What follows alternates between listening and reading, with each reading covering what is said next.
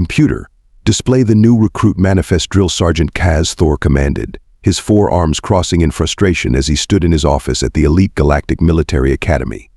The holographic display flickered to life, casting a soft blue glow across his scaled face. What in the 7 moons of Xylax is a human? The morning sun of Centauri Prime cast long shadows across the pristine training grounds of the Academy, its 3 suns creating an impressive light show that typically left new recruits gawking. Not that Kaz'thor cared much for theatrics. After 47 cycles of training the galaxy's finest warriors, he'd seen it all. Or so he thought. Sir Lieutenant Parthax burst through the door, all 6 of her eyes wide with excitement. The transport ship carrying the new recruits has landed. But sir, there. Spit it out, Lieutenant. We're the Elite Galactic Military Academy, not some backwater communication school. They're walking around in standard gravity like it's nothing. The humans, sir. They didn't even activate their personal gravity adjusters. Kaz'thor's scales shifted from their usual professional green to a concerned purple. Impossible. We keep the landing pad at 2.3 standard gravity to weed out the weak ones. Pushing past his lieutenant, Kaz'thor marched to the observation deck. Below, 3 figures strolled across the landing pad, carrying their gear like it was filled with feathers instead of the regulation 50 kilos of equipment. "Oh, look at that view," one of the humans exclaimed, pointing at the triple sunrise. "Hey Marcus, grab a holopic for my mom." Kaz'thor's jaw dropped as one of the humans casually lifted their 50-kilo pack with one arm to get a better angle for the picture. Around him, other instructors gathered, their dismissive chuckles barely masking their unease. Commander Vextral, his exoskeleton gleaming in the morning light, clicked his mandibles in amusement. "Don't tell me you're worried about these soft-skinned creatures, Kaz'thor. They look like they'd snap in a light breeze." "We'll see who's snapping," Kaz'thor muttered, watching as one of the humans helped an Arcsidian cadet who had collapsed under the gravity. The human lifted the crystalline being with casual ease, not even breaking a sweat. Right then Kaz'thor announced to his fellow instructors, trying to maintain his authoritative demeanor. "These humans want to join the elite? Fine. We'll start them on the beginner's course. You know, the one that hospitalized those Chronaxian warriors last week." The other instructors chittered in approval, but Kaz'thor couldn't shake an unsettling feeling in his gut. As he watched the humans below start doing what they called stretches, contorting their bodies in ways that made even the flexible Serpentians wince, he had a nagging suspicion that this batch of recruits was going to be different. Sir Lieutenant Parthax interrupted his thoughts. "Should I activate the medical bay's emergency protocols, just in case?" "Activate them," Kaz'thor nodded, his scales now shifting to an anxious yellow. "But something tells me we're not the ones who'll need them. Listen up, you overpaid playground monitors," Kaz'thor barked, addressing the gathered instructors in the briefing room.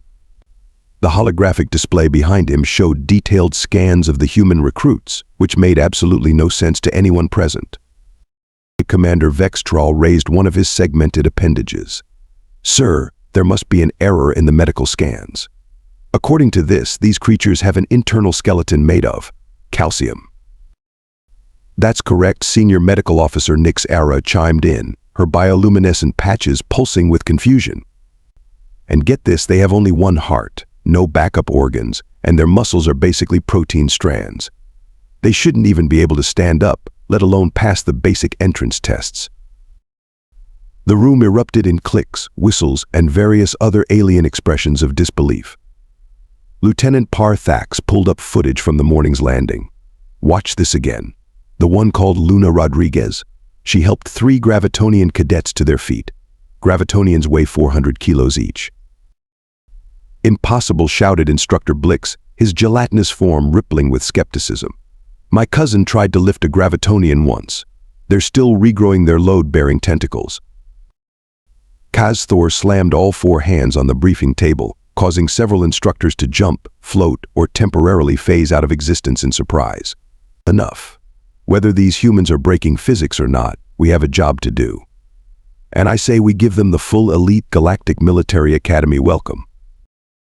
A series of predatory grins spread across various alien faces, tentacles, and energy fields. I've modified the obstacle course, Kaz'thor continued, bringing up a new hologram. We're combining elements from all environmental extremes. Start with the magma pits of Sector 7, followed by the crushing depth simulation, then the void jump, the one that made those quantum warriors cry last month. Sir Parthax interrupted, her 6 eyes blinking in sequence. That's a week-long course. The fastest completion time was 6 days, and that was by a cybernetically enhanced mechazoid. Exactly, Kaz'thor's scales rippled with smug satisfaction. Let's see these squishy humans handle that. And just to make it interesting, he pulled out a credit chip, tossing it onto the table. 1,000 credits says they don't make it past the first obstacle. The betting pool exploded faster than a Pyraxian sun dragon's temper. Credit chips flew through the air as instructors called out increasingly outlandish bets. 2,000 credits says they dissolve in the acid rain section called out Blix. 3,000 on total organ failure in the gravity chamber, shouted Vextral. 5,000 says they. Actually, wait, Nick's era paused, studying the medical scans more closely. Are we sure about this? Their endurance readings are off the charts, and their adrenaline response is like nothing I've ever. Getting cold tentacles, Nixara Kaz'thor teased. Come on, what's the worst that could happen? They're barely even considered sentient on the galactic classification scale. Just then, a thunderous boom echoed through the facility, causing several instructors to instinctively activate their defense mechanisms. Parthax rushed to the window. Sir? The humans. They're doing something they call warming up in the 3G training yard. That sound? The one called Kyle Chen just jumped, and when he landed. Impossible, Kaz'thor pushed through the crowd. Below, the 3 humans were performing what appeared to be some kind of ritualistic exercise routine, each impact of their movements leaving small craters in the reinforced training ground. Should we? Maybe lower the gravity, suggested an uncertain voice from the back. Absolutely not, Kaz'thor straightened his posture, trying to ignore the way his scales were shifting to an uncertain mauve. Everything proceeds as planned. The course is set for 0600 tomorrow, and I expect to see all of your credit chips on this table before then. As the instructors filed out, placing their bets with varying degrees of confidence, Kaz'thor found himself staring at the medical scans again. One detail caught his eye, something about humans having evolved on a death world with extreme environmental pressures. He quickly dismissed the thought. After all, how bad could a death world possibly be?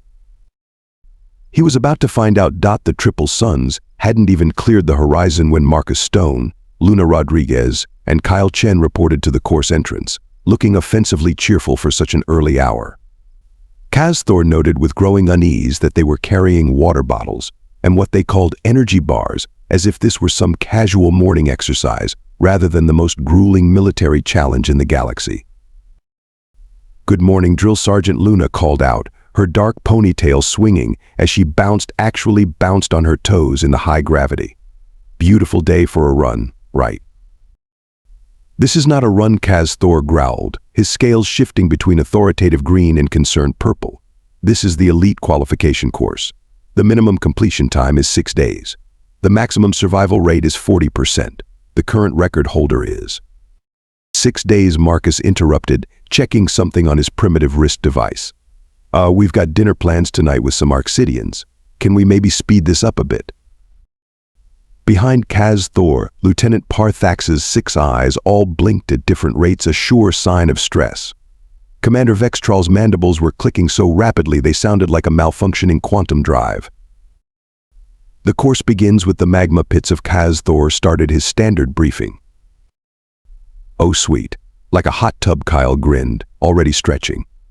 Back on Earth, I used to do hot yoga in Death Valley. This'll be great for loosening up the muscles. The observation room above was packed with instructors, all crowded around viewing screens, their betting chips clutched in various appendages. Senior Medical Officer Nixara had insisted on setting up emergency stasis pods, just in case. Begin, Kaz'thor bellowed, trying to maintain some semblance of protocol. What happened next would be talked about in the Academy for cycles to come. Luna took point, sprinting across the magma field using stepping stones that were heated to temperatures that could melt standard-issue boots. She was laughing. The human was actually laughing. "Hey guys, check this out," she began, bouncing from stone to stone in some sort of rhythmic pattern, just like that lava game we used to play as kids. Marcus followed, somehow carrying Kyle on his shoulders. "Efficiency," he shouted up to the observation window. 2 for 1 special. In the control room, alarms began blaring. Sir Parthax's voice cracked. Their body temperatures should be critical, but they're just sweating. They're what Commander Vextral demanded. "It's some kind of natural cooling system," Nyx Era explained, her bioluminescence flickering frantically. "They're releasing water through their skin to regulate their temperature. It's brilliant." The humans reached the crushing depths section in 7 minutes. 7 minutes. The previous record for just the magma pits was 4 hours. "Water pressure simulation engaging," Kaz'thor announced, his voice steady despite his scales now showing a kaleidoscope of worried colors. "Crushing force beginning at 20 atmospheres. "Oh man, this takes me back," Kyle called out as the pressure increased. "Remember that deep-sea training mission, Luna?" "Like a day at the beach," Luna replied, already halfway through the course. Though the Pacific Trench was way deeper than this. Marcus was somehow doing what appeared to be a backstroke through the crushing pressure chamber. You guys ever notice how floaty artificial pressure feels compared to real ocean pressure? In the control room, Instructor Blix had become so agitated that his gelatinous form had split into 3 worried puddles. Parthax was stress molting. Commander Vextral's exoskeleton was developing stress fractures from his constant mandible clicking. "Increase the pressure," Kaz'thor ordered. More. Sir Parthax's voice was barely a whisper. "We're already at maximum. They're treating it like a swimming pool."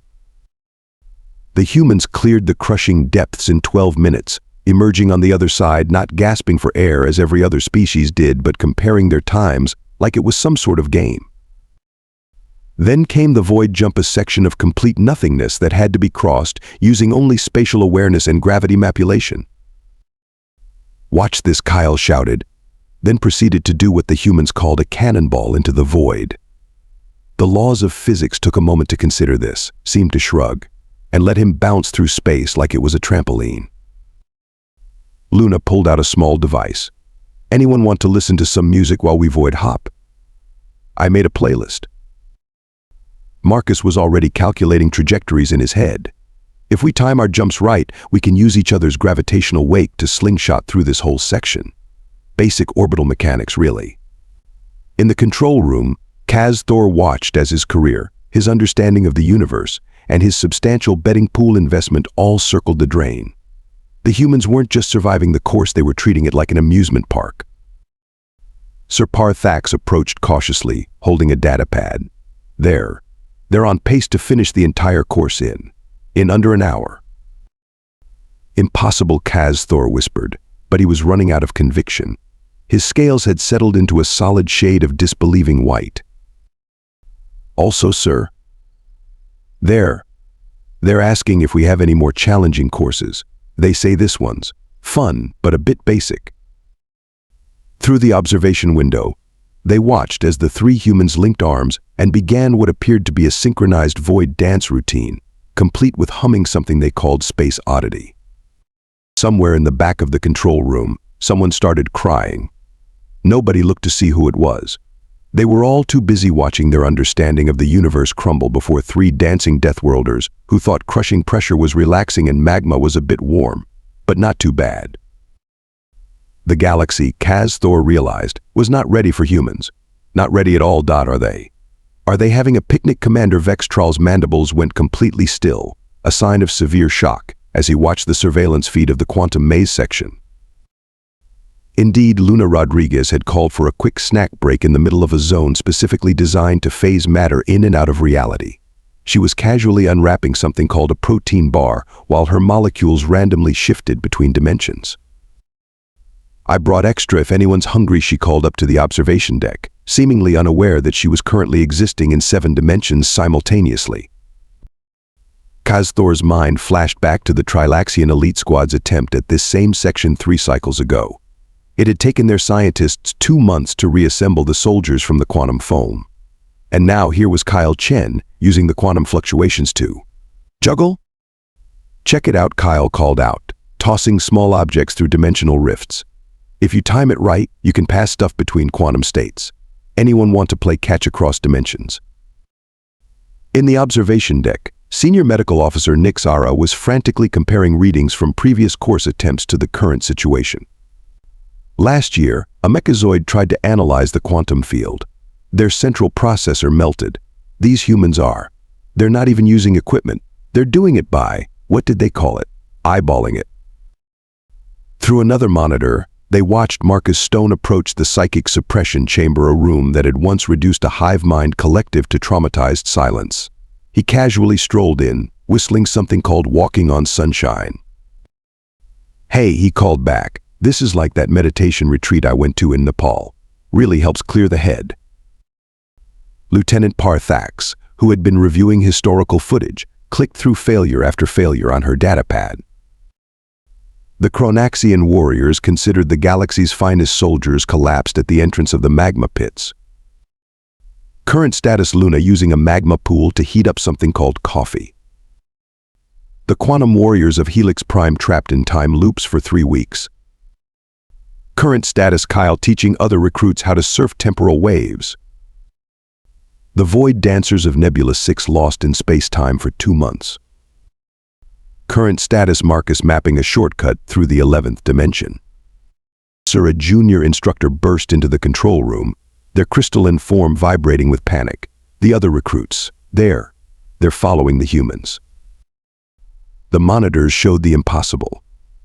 An Arcsidian cadet, inspired by Luna's casual defiance of physics, was attempting to skateboard across the quantum foam. A young Gravitonian, watching Kyle's dimensional juggling act, was trying to learn what the humans called hacky sack, with collapsed neutron stars. This is unprecedented, Commander Vextrol whispered, his exoskeleton now covered in stress fractures. They're not just completing the course, they're revolutionizing how it's approached. In the antimatter chamber, designed to test a candidate's response to certain death scenarios, Luna had started a game of the floor is lava, ironic, given they'd treated actual lava like a kiddie pool earlier. You're all doing great, she encouraged a group of nervous cadets. Just remember, antimatter is just like regular matter but spicier. Meanwhile, Kyle had discovered that the gravity inversion field could be used to perform what he called zero-G breakdancing. He was now teaching a class of amazed alien cadets how to windmill in fluctuating gravitational fields.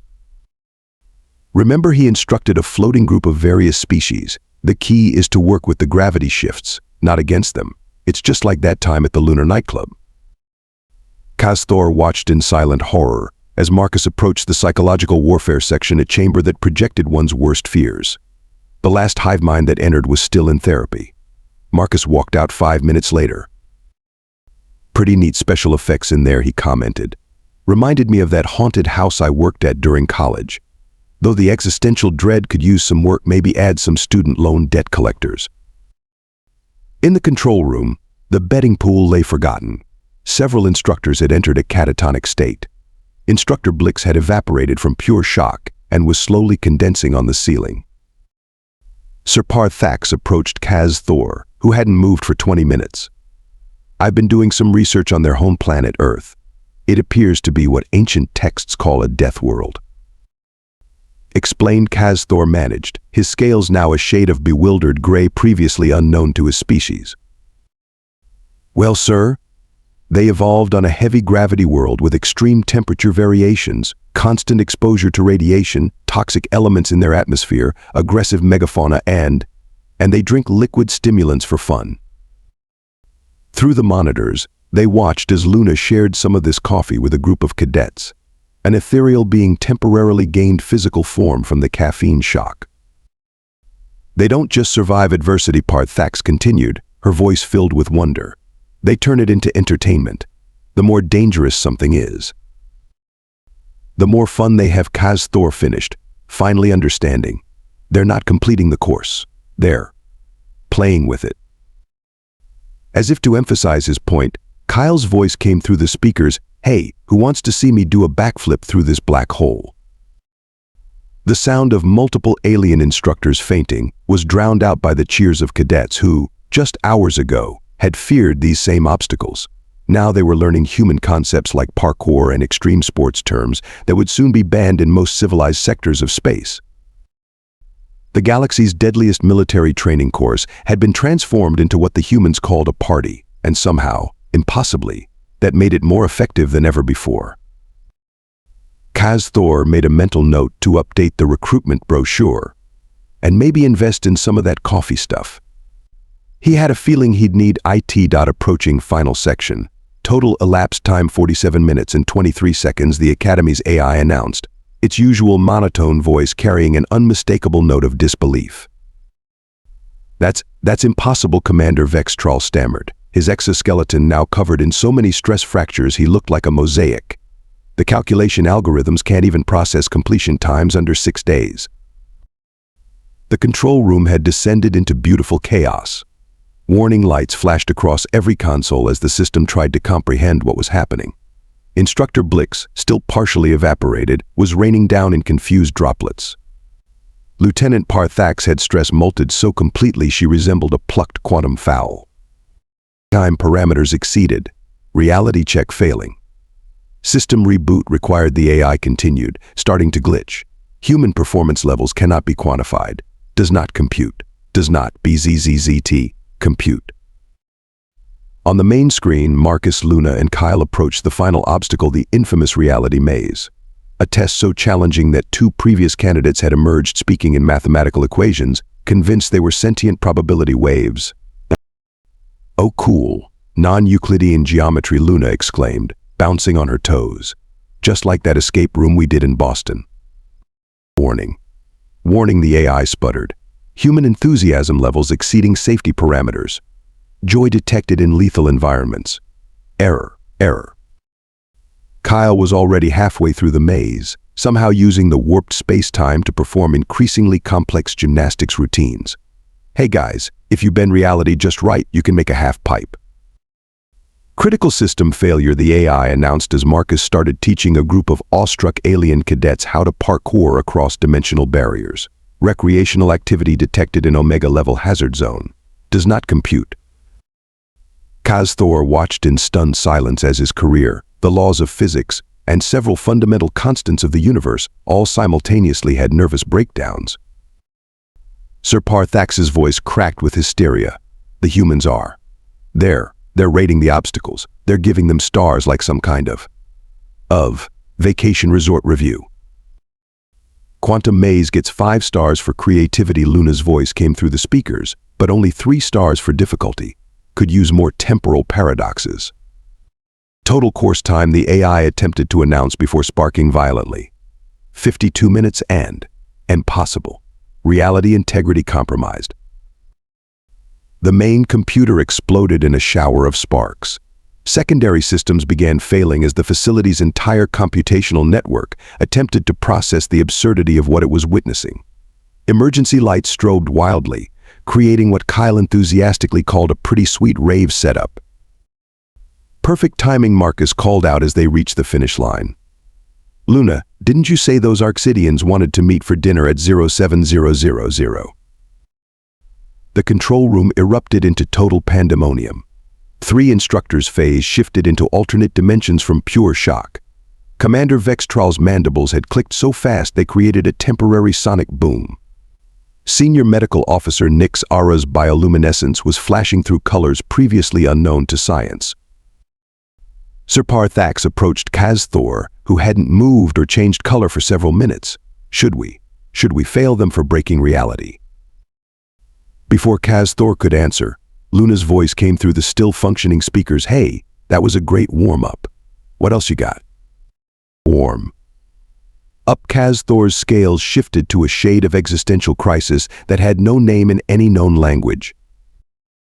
Through the observation window, they watched as the 3 humans began teaching their new alien friends something called crowd surfing using the anti-gravity fields. The reality maze had been repurposed into what they called a dance floor. and someone had figured out how to use quantum fluctuations to create something called sick beats. The Elite Galactic Military Academy, pride of the Confederation, forger of the galaxy's greatest warriors, had just been transformed into what the humans called a party spot. And somehow, impossibly, the new recruits were learning more about handling extreme conditions than they had in centuries of traditional training. Parthax Kaz'thor finally spoke, his voice distant. Update the course description. Add a warning label, caution humans may find this entertaining. The betting pool credits lay forgotten on the floor, much like the instructor's understanding of reality itself. 1 week later. Kaz'thor stared at the pile of transfer requests on his desk, each one bearing variations of the same reason: excessive exposure to human teaching methods hazardous to conventional understanding of reality. The latest memo from High Command didn't help his scales settle into any comfortable color. Notice all training facilities must now include fun warning labels on lethal obstacles. Addendum: coffee is hereby classified as a controlled substance. Further addendum: parkour is not an acceptable emergency evacuation method. Sir Lieutenant Parthax entered, her new exoskeleton still shiny after her stress molting incident. The humans have submitted their suggestions for course improvements. Let me guess, Kaz'thor sighed. They want more lava. Actually, they've designed an entire extreme sports curriculum. Also, Marcus Stone is teaching something called quantum Zumba in the reality maze every third cycle. Through the window, Kaz'thor watched Luna Rodriguez leading a survival skills class that looked suspiciously like a beach party in the crushing depths chamber. Kyle Chen had somehow turned the antimatter arena into what he called a skate park, complete with half-pipes made of warped space-time. The graduation rate has increased 400%, Parthax continued, checking her datapad. Though we've had to add a new rule about not using black holes as slip-end slides. The betting pool had been permanently suspended after several instructors attempted to calculate the odds of human survival and caused 3 quantum computers to achieve sentience and immediately resign in protest. Commander Vextral poked his head in, his new exoskeleton reinforced against stress fractures. The humans want to know if we can add something called a zip line through the void jump section. Approved, Kaz'thor said wearily. Just make sure they don't turn it into another dance party. Too late, sir. They're calling it 0G ziplining with zesty zeitgeist Zumba. Kaz'thor looked at his own transfer request, still unsigned, on his desk. Next to it lay a brochure for a relaxing posting on a nice, boring space station far from any human influence.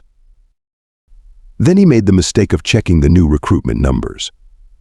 Applications had increased by 1,000%. Apparently, word had spread that the galaxy's deadliest military training facility was now, in human terms, totally awesome. Sir Parthax interrupted his thoughts. The humans are requesting permission to organize something called a quantum rave for graduation day. Kaz'thor's scales cycled through every known color before settling on a shade that could only be described as resignation with a touch of amusement. He crumpled up his transfer request and tossed it into the quantum paper shredder, which actually giggled as it phased the paper out of existence. Permission granted, he said, reaching for the bottle of headache medication that had become standard issue for all instructors dealing with humans. But remind them, no coffee in the reality maze. We're still trying to get last week's aerial being down from the ceiling.